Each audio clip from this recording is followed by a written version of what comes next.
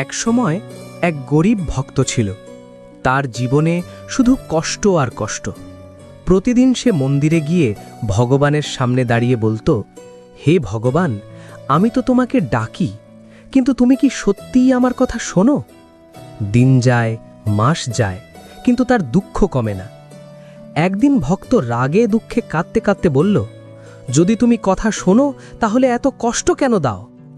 সেদিন রাতে স্বপ্নে ভক্ত দেখল, এক বৃদ্ধ সাধু তাকে জিজ্ঞেস করলেন, তুমি কি সত্যিই ভগবানকে ডাকো, না শুধু কষ্টের সময় অভিযোগ করো? ভক্ত চুপ করে গেল। সাধু বললেন, ভগবান আমাদের সব কথা শোনেন, কিন্তু তিনি উত্তর দেন তিনভাবে, কখনো হ্যাঁ, কখনো না, আর কখনো বলেন অপেক্ষা করো।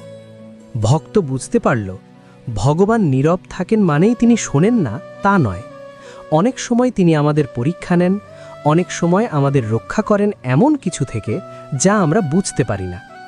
পরদিন ভক্ত আবার মন্দিরে গেল, কিন্তু এবার সে কিছু চাইল না, শুধু বলল, হে ভগবান, তুমি যা করছো ঠিকই করছো, আমি বিশ্বাস রাখছি। ধীরে ধীরে তার জীবন বদলাতে শুরু করল। কষ্ট কমেনি একদিনে, কিন্তু তার মন শান্ত হয়ে গেল।